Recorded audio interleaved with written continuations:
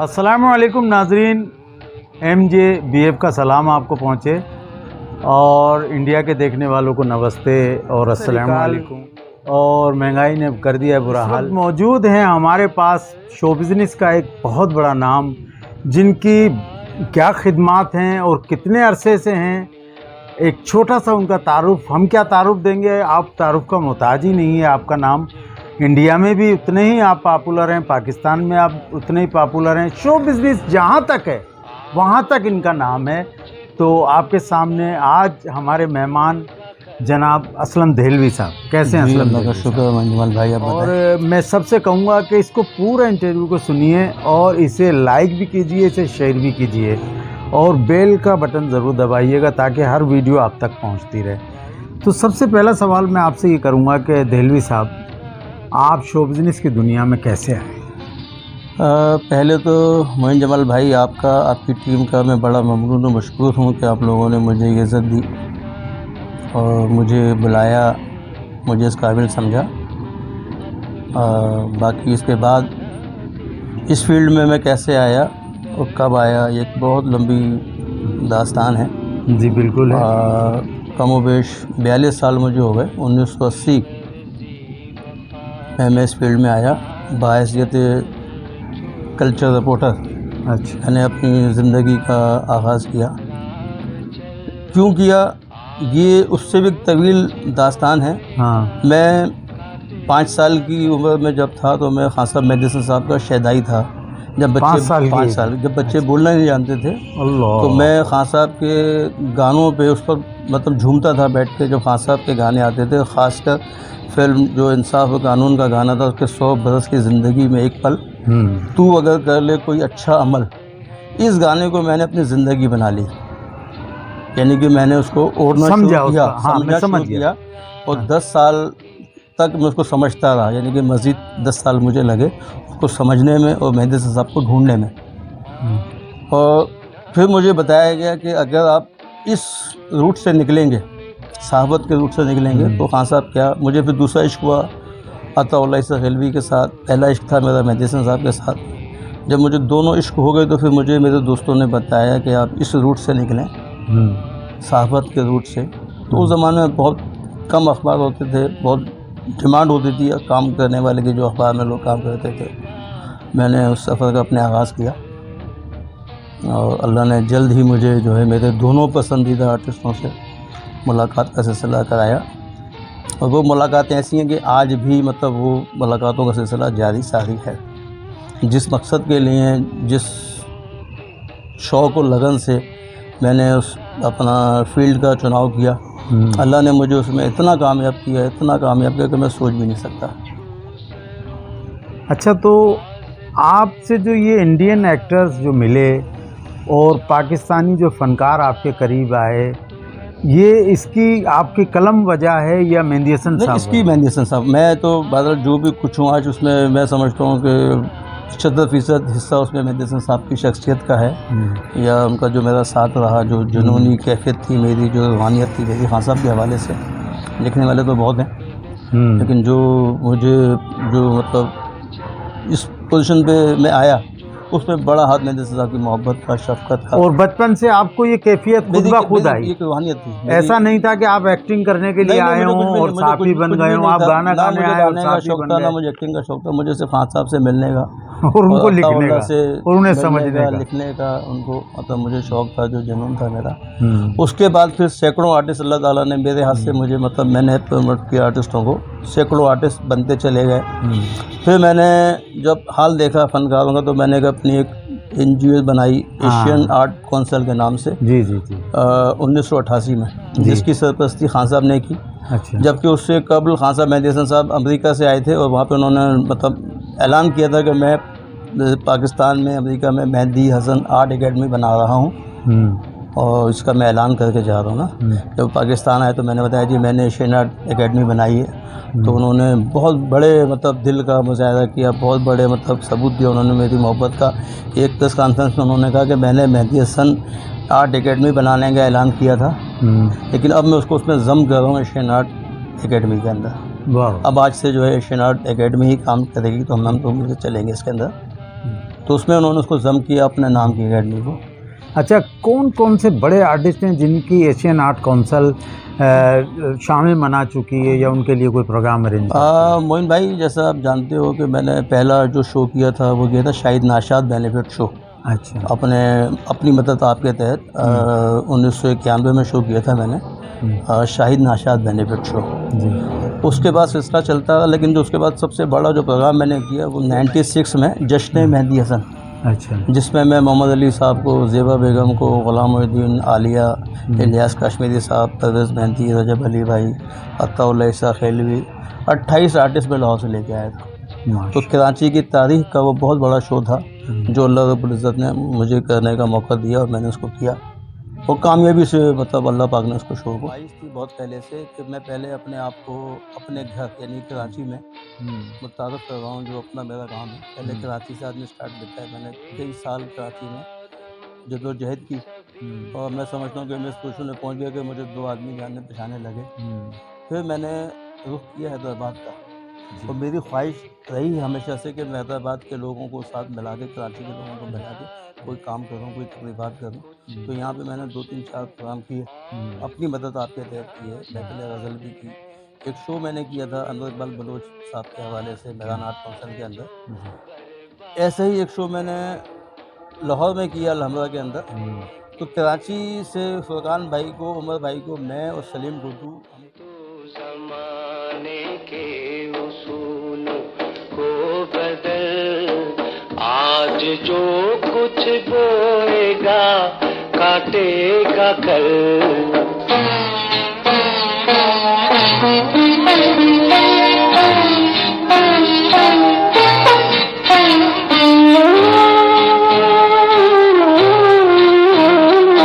दूसरों के वास्ते जिंदा रहो,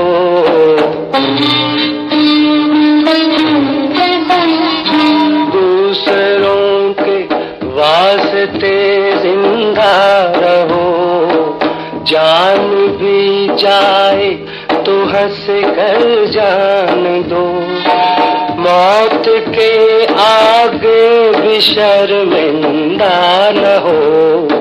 तू सदा इंसानियत की राह चल, तू सदा इंसानियत की राह चल। आज जो कुछ बोएगा काटेगा कल। 100 बरस की जिंदगी में एक पल, तू ज़माने के उसूलों को बदल। आज जो कुछ बोएगा काटेगा कल।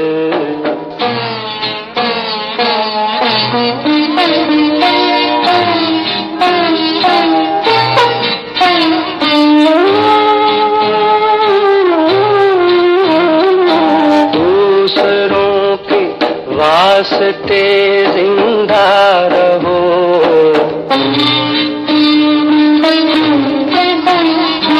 दूसरों के वास्ते जिंदा रहो।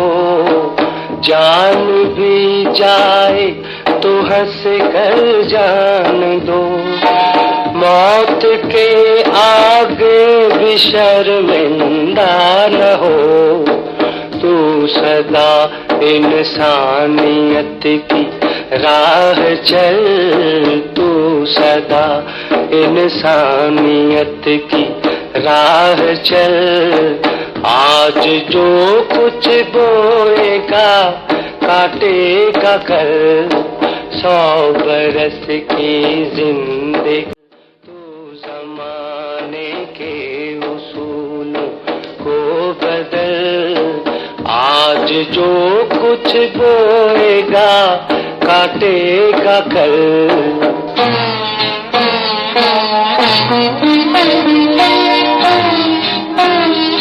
सलीम गुड्डू और मैं तो हम लोगों ने एक सिलसिला बनाया हैदराबाद के हवाले से, और उमर भाई को, फुरकान भाई अमेरिका से आए हुए थे, उनसे रिक्वेस्ट की हमने, उनको लेके आए और प्रेस कॉन्फ्रेंस की। फुरकान भाई भी आपके एशियन आर्ट काउंसिल के मेंबर हैं? फुरकान भाई मेरे एशियन आर्ट के मेंबर हैं। और फिर हम अपना हैदराबाद प्रेस क्लब में लेके आए प्रेस कॉन्फ्रेंस की। फिर हम होटल गए, वहाँ पे लेके उमर भाई की सालगिरह थी, उस सालगिरह का केक हमने वहाँ पे काटा। और कुछ तकरीबात हमने मुनक्किद की, कुछ प्लानिंग की हमने बैठ के, लेकिन अल्लाह ने उनको ज़िंदगी इतनी नहीं दी उमर भाई को। तो जो मकसद था, जो मकासद थे यहाँ पे सेटअप बनाने के हमारे, वो अधूरे रह गए। मगर आपकी कोशिश हैदराबाद के लिए मेरा घर है, मेरे घर का हिस्सा है। हम मतलब अपने एक ही सिलसिला हमारा। जिस तरह आपको कराची के फनकारों से मोहब्बत है, इसी तरह हैदराबाद के फनकारों जी बिल्कुल। देखें, हैदराबाद कराची अच्छे बुरे लोग दोनों जगह पे मौजूद हैं। हाँ, वो तो ऐसा नहीं है कि दूध के धुले हुए हैदराबाद के हैं, या जितने भी अच्छे हैं वो सब कराची में, सब मुश्तरका तौर पर 5 उंगली जैसी नहीं होती। हाँ, यहाँ भी अच्छे लोग हैं, अच्छे बुरे भी लोग हैं, वहाँ भी अच्छे लोग हैं, बुरे भी लोग हैं, ये हर जगह पाए जाते हैं। दिलवी साहब, जगह नहीं है। मैंने बुलंदी पे जिन फनकारों को पाया, मगर मैंने उन्हें अच्छा इंसान भी पाया। दिलवी साहब, जिनको अल्लाह ने इज्जत दी, आज जिनको लोग याद रखते हैं, तो वो तबीयतन भी वैसे ही सोने। मोइन भाई, जिनको जो अल्लाह के नज़दीक होते हैं ना, उनका रहन सहन बदल जाता है। वो फ़कीर हो जाते हैं, फ़कीराना मिजाज, तबीयत, वो मतलब भले वो सोने के तख्त पर बैठे हों, लेकिन वो अंदर से फ़कीर होते हैं। जैसे मैंने 40 साल 42 साल खान साहब के साथ मैंने बिताए, तो दुनिया में उनके पाए का कोई भी गाने वाला नहीं था, लेकिन दुनिया में उनसे झुकने वाला भी आदमी कोई नहीं था। मतलब जिस मुकाम पे बैठे हुए थे, वो मिट्टी पे बैठ के फैसला कर लिया करते थे। मतलब उनको ये नहीं था कि मुझे बैठने के लिए सोफ़ा चाहिए, तख्त चाहिए या चेयर चाहिए। वो मिट्टी पे बैठ के खाना खाने वाले इंसान थे। पे बैठ गए, नीचे बैठ गए। तो हमने उनसे सीखा, हमने अपने बड़ों से, अपने उस्तादों से बहुत कुछ सीखा। अच्छा, तो मेहंदी हसन साहब के जो बेटे हैं, आप बिल्कुल औलाद की तरह उनके रहे, सही है? तो बड़े बेटे को वो सिंगर बनाना चाहते थे, मगर वो नहीं बन सके, और आसिफ मेहंदी सिंगर बने। तो कितने बच्चे ऐसे हैं जिनमें मेहंदी हसन साहब की रूह नज़र आती है आपको? देखिए, सिर्फ एक वाहिद आसिफ था उनके गाने वालों के अंदर, जो 99% बिल्कुल लेवल में था खान साहब के, और अल्लाह ने उसको वो इज़्ज़त, वो मुकाम बख्शा था जो शायद दूसरा कोई हासिल ना कर सके, नहीं कर सकता। उसको मेहंदी हसन की डुप्लीकेट कैसेट भी कहा जाता था। अच्छा। तो अल्लाह रब्बुल इज़्ज़त ने उसको वो इज़्ज़त, वो दुनिया में वो इज़्ज़त, वो मुकाम दिया तो शायद किसी को हासिल ना हो। तो आसिफ भाई के अलावा बाकी जो मतलब किसी में वो कहानी नहीं है। अभी थोड़ा बहुत सिलसिला इमरान ने शुरू किया है आजकल। इमरान भाई थोड़ा सा मतलब गायकी की साइड पर आए हैं। कहाँ पर होते हैं? ये अमेरिका में होते हैं इमरान भाई। थोड़ा बहुत सिलसिला गाने को तो बाकी बच्चे भी गा रहे हैं, लेकिन जो क्वालिटी, जो चीज़ आसिफ भाई में थी, वो किसी में दिखाई नहीं देंगे। कि आपने शादी की आन के या नई ज़िंदगी को गुजार रहे हैं? नहीं, शादी की, माशाल्लाह शादी की। मेरी शादी भी 96 में हुई थी, जब मैंने जश्न मेहंदी हसन किया। तो उससे पहले मैं शादी कर चुका था, फिर मैंने जश्न मेहंदी हसन किया। फिर मैं खान साहब के साथ विद अपनी फैमिली के, यानी कि बेगम को लेके फिर हम लोग लाहौर गए, और आर्टिस्टों को जैसे मुमरी साहब के पैसे जाके मिले, गुलाम अली साहब से मिले, इनायत हुसैन भट्टी साहब से मिले, यूसुफ खान साहब से, सबके आर्टिस्टों के पास गए, उनको दावत दी हमने जश्न मेहंदी हसन की। मैडम नूर जहाँ के घर गए, तो तमाम जगहों पे दावतें हुई, तमाम आर्टिस्टों से, बड़े बड़े आर्टिस्ट। ये आपकी शादी की दावत थी? शादी के शो की के हवाले से, जश्न मेहंदी हसन के हवाले से हमने तमाम आर्टिस्टों को जाके फजन उन्हीं के घरों पर जाके लाहौर जाके दावतें दी हमने। अब तो लहसा खेल भी शामिल हैं, गुलाम मोहिद्दीन साहब शामिल हैं, मैडम नूर जहाँ शामिल हैं, गुलाम अली साहब, इनायत हुसैन भट्टी साहब। तो शादी के बाद आपने बच्चे, आप मेरे मतलब बेटा जो है साकिब, मेरे माशाल्लाह 3 बेटे हैं, 2 बेटियां हैं मेरी। तो अच्छा। मेरा जो बेटा है उसका, साकिब का सिलसिला इस फील्ड में मेरे साथ, जैसे मैं 15 साल से इस फील्ड में हूँ, 15 साल की उम्र से। तो साकिब मेरा बेटा जो 10 साल 12 साल की उम्र से, उसने भी लिखने लिखाने का सिलसिला शुरू किया था माशाल्लाह। और पहले वो बच्चों के लिए, बच्चों की कहानियाँ या बच्चों के सफ़े के हवाले से लिखा करता था। लेकिन आज माशाल्लाह वो पाकिस्तान के सफ़े, बल्कि अखबारात के लिए, मैगज़ीन के लिए काम कर रहा है। मेरी तो उसने पाबंदी भी नहीं है और इजाज़त भी नहीं है, लेकिन तो आपकी कलम को यूँ जिंदा कर दिया, उसको आगे, मेरे काम को आगे बढ़ा है। आपके काम ही को आगे बढ़ा। जो काम मैंने की, हमारे काम में, आज के काम में बड़ा फ़र्क है। हाँ जी, आज दौर जदीद का काम है। जी, तो वो मेरा बेटा जो इस काम को लेके चल रहा है। और मेरा दूसरा छोटा बेटा है अरबाज, वो भी इस फील्ड में आने के लिए एज ए सिंगर तोल रहा है। छोटा बेटा जो है मेरा। हाँ सब मेहंदी हसन पहली मोहब्बत थे या भाभी पहली मोहब्बत? नहीं, खान साहब की जो मोहब्बत है वो तो डिफरेंट है। उसका कोई नहीं मोहब्बत दुनिया में, उसका कोई नहीं। खान साहब मेहंदी हसन साहब थे ही, मैं समझता हूँ ऐसी हस्ती थे खुदा की कसम आज भी उनका मैं सुर सुनता हूँ तो आंसू आ जाते हैं। सच्चे जो लोग होते हैं ना, सच्चा देखो सुर है, सच्ची ताल है, सच्चे लोगों का जो काम है और ना, ये काम ही सच्चा है। मैं एक बात कहना चाहता हूँ, देलवी साहब भी सामने बैठे हैं। मैंने शो बिजनेस किया, मुख्तलिफ शोबों से चलता चलता आज इस MJBF आज इस रूप में आया हूँ और 30 साल के बाद आया हूँ। तो मैंने जो इस दुनिया में देखा ना, तो सच्चा सुर है, सच्ची ताल है, और ये सच्चे लोगों का ही काम है। इसमें जो लोग दानिश्वर आए हैं ना, जो ये समझते हैं कि हम आर्टिस्ट बन जाएंगे, तो ये उनकी भूल है। बानसीब बादब बानसीब बेअदब मैंने बदनसीब। पूछा खान साहब से, मतलब मैं अक्सर पूछा करता था, बहुत सी चीज़ें बातें मालूम करता था। मैंने पूछा कि जितने भी गाने वाले आते हैं ये एकदम आते हैं और मतलब फिर बैठ जाते हैं। हाँ, एकदम ही तो खान साहब ने कहा कि इनको इनके फ़न पे जो है ना रियाजत नहीं है। हाँ, ये आंधी की तरह आते हैं हाँ, और तूफान की तरह चले जाते हैं। अल्लाह।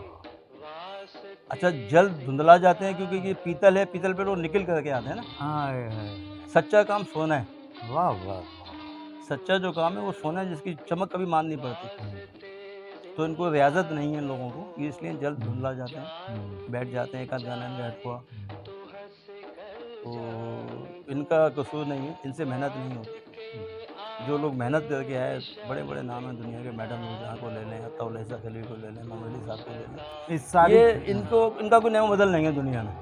दिलवी साहब, इस सारी खिदमत के अंदर, ये जो शो बिजनेस की सारी खिदमत में आपने क्या पाया, क्या खोया? मैंने बहुत कुछ पाया, खोया तो कुछ भी नहीं। मैं कुछ भी नहीं था, एक काम से इंसान था, आज भी आम इंसान हूँ। लेकिन अल्लाह रब्बुल इज़्ज़त ने जो काम मुझसे लिए, तो मुझे बड़ी खुशी होती है कि मुझे यकीन नहीं आता कि मैंने जब पलट कर देखता हूँ तो मैंने ये काम किया। तो मुझे बहुत अच्छा लगता है जब लोग बताते हैं, तस्करा करते हैं, डिस्कस करते हैं। तो मैंने जितना काम किया करके भूल गया, और वो काम खुद बोलता है।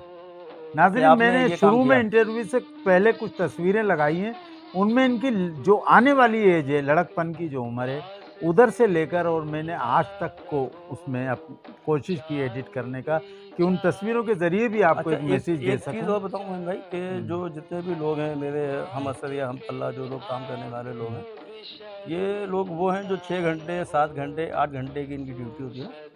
मैंने 48 घंटे काम किया है। बहुत और जुनून। आप इसके चश्मदीद गवाह हो कि हाँ जी, मेरे घर बिल्कुल। के ऊपर जो है बहुत जुनूनी मतलब आदमी, लातादाद आर्टिस्ट सुबह से हाँ। लेके रात तक और रात से लेके सुबह तक, आते जाते तो रहे। वो 48 घंटे मेरा जो काम, वो जुनूनी कैफियत है। मैंने तो हजरत आज भी आपके घर का कंडीशन यही शो है। भी किया है, और मेरी आर्टिस्टों की आमद देखी कंडीशन आज जाती भी थी। वही है। मेरे मतलब कोई वक्त की पाबंदी नहीं है। मैं ईद वाले दिन भी एक्टिव होता हूँ, वाह वाह। मैं रात में भी एक्टिव होता हूँ, मैं दिन में, मुझे कोई पाबंदी नहीं है वक्त की। बाकी जो लोग हैं उनके टाइम होता नहीं, यार आज हमारा ऑफ है, 6 बजे हमारा ऑफ हो जाता है, 12 बजे ऑफ। मेरा कोई ऑफ आपने नहीं है कोरोना ज़िंदगी में भी बड़ी खिदमत सब की, सब फनकारों के हुआ, घर ले जाना हुआ ये वो। खुफिया तरीके से। कराची ताकि की किसी सोशल जो एक्टिविटीज़ है उसमें आप बिजी रहते हैं। रात के 3 बजे भी कोई आपको आवाज़ दे तो आप रेडी होते हैं, और मैं भी खुद गवाह हूँ इस बात का कि ऐसा जुनूनी मैंने बंदा मोहन नहीं भाई, देखा। हमने जब एशियन आर्ट काउंसिल बनाई थी, एशियन आर्ट एकेडमी पहले इसका नाम था, जी, फिर जी। हमने एशियन आर्ट काउंसिल का किया। इसका मकसद ये था कि मेरी ज़ाती तौर पर ख्वाहिश ये रही है कि हम अपने आर्टिस्टों को, जो लेजेंड आर्टिस्ट हैं, उनको उनकी ज़िंदगी में ट्रिब्यूट पेश करें। वाह वाह। सरकारी इदारे या जो भी लोग हैं हुकूमती सतह पे आर्टिस्टों को मरने के बाद उनकी तकरीब सजाते थे ना, जो वो देख नहीं पाते थे। तो मैं अपनी मदद आपके तहत 1996 से पहला काम मैंने किया मेहंदी हसन साहब के हवाले से, जश्न मेहंदी हसन। उनकी ज़िंदगी में मैंने मना के बाकायदा ऐलान किया कि हम मुर्तब परस्ती के सिलसिले को ख़त्म करके जिंदा, उनकी ज़िंदगी जिंदा लोगों की कदर लोगों करें। के लिए, बिल्कुल बिल्कुल। जिसकी मैंने मतलब मिसाल जावेद अख्तर, ज़हीन दहरा पर मैंने तकरीब की, सलोमी के हवाले से, शहजाद अज़हर साहब के हवाले से मैंने सिलसिला किया, सरदारती अवार्ड याफ्ता उस्ताद बशीर खान साहब के हवाले से किया, या लेजेंड हमारे जो है अनवर इकबाल बलोच साहब, नाना की जान का मरू, उनके लिए मैंने कराची में शो किया, हैदराबाद में किया, लाहौर में किया। तो मेरी ज़ाती तौर पर ख्वाहिश ये रही है हमेशा से कि हम अपने लेजेंड को उनकी ज़िंदगी में उनके लिए तकरीबात मुनक्किद करें, सजाएँ, उनको ट्रिब्यूट पेश करें। क्या बात है जी, बहुत खुशी हुई। दिलवी साहब, आपसे अगर मैं बैठकर सारी लाइफ भी बात करूं तो मैं समझता हूं आपका जो काम है, जो आपकी खिदमत हैं, जो आपका एक अरसा है, एक अरसा है। मुझे याद है असलम देहलवी, वो हैप्पी बाल और बेल बॉटम पैंट, और ऐसा एक खूबरू जवान लड़का, और आज जो है ना वो बाल भी चले गए और सेहत, बॉडी भी चेंज हो गई। साथ तो कुछ भी नहीं रहता। साहब एक ही दिन- कम, ट्रक एक- ड्राइवर हाँ, ज़्यादा एक- लगते हैं एक आप। दिन जो है वो हाँ। इंसान खुद भी चले जाता है। हाँ, खुद भी आस्ते चले आस्ते सब चीज़ें जाती हैं, बाल भी जाते हैं, गाली भी बिल्कुल, जाती है, हाँ। खाल भी जाती है, फिर आखिर में खुद चला जाता है। खुद किस्तों चला- में जाते हैं आदमी, हाँ। एकदम बहुत से लोग एकदम हाँ, चले जाते हैं। सामान तो अब हम हाँ, जाने तो वाले हैं, बाकी सामान तो बाकी गया। लोग किस्तों में हाँ, जाते हैं, कुछ लोग हाँ, एकदम चले जाते हैं। एकदम तो ये अल्लाह का चले इनाम है, अल्लाह अगर ताला उसकी का चीज़ें हैं, तो जैसे चाहे ले ले। नहीं, ये आपकी खिदमत साफ नजर आ रही है कि आप इतने खर्च हो गए इस फील्ड के लिए ना, इतना कुछ लेकिन आपने खर्च फ़ख्र किया। है, मतलब उसमें मतलब हम्म। अल्लाह का बड़ा एहसान-मंद हूँ, शुक्रगुज़ार हूँ अल्लाह पाक का कि उसने मुझसे जो काम लिया, उसको मैंने ईमानदारी के साथ बिल्कुल मेहनत से, लगन से उसको मैंने दिलवी साहब पाए हमारे, तकमील तक पहुँचाया। हाँ, थैंक यू। दिलवी साहब, हमारे सिंध का एक कल्चर है कि हम अपने मेहमान को सिंधी अजरक देते हैं। बस हम जो है वो बस। आज, हाँ बस फिलहाल तो यही है, बस और ट्रक। तो उसके बाद ये है कि आप जो है पूरी ज़िंदगी में आपकी जो खिदमत है उसका नेमो बदल तो हम दे ही नहीं सकते, अल्लाह आपको देगा आपकी खिदमत का। मगर ये है कि हम जो है ना आपको हमारे स्टूडियो में आने के लिए आपका शुक्रिया अदा करते हैं और आपको ये सिंध का एक कदीमी रिवायत आपको देते बहुत हैं, नवाज़िश आपकी। और इस उम्मीद के साथ कि आप बहुत इसी तरह बहुत खिदमत आपकी करते टीम का रहिए। आपका बहुत शुक्रिया, बड़ी नवाज़िश मेहरबानी। मैं ममनून हूँ आप लोगों का, अरे आपकी थैंक यू, मोहब्बतों का। अल्लाह आपको खुश रखे। दिलवी साहब, तो आपका बड़ापन है कि आपने अपनी मसरूफियात में से हमें टाइम दिया। नाजरीन, ये बड़े लोग हैं और कराची के जो जूनियर आर्टिस्ट हैं जिनमें टैलेंट है, मगर उनके उनके ज़ाहिर है कहीं टैलेंट आता है तो थोड़े मुखालफिन भी आ जाते हैं। तो उन मुखालफिनों के, कराची के मुखालफिनों के खिलाफ सिंगर अगर हैदराबाद का है, सिंगर अगर पंजाब का है, सिंगर कहीं का भी है, अगर उसमें टैलेंट है तो उसकी जो ढाल है वो असलम देलवी जैसे लोग कराची में हैं।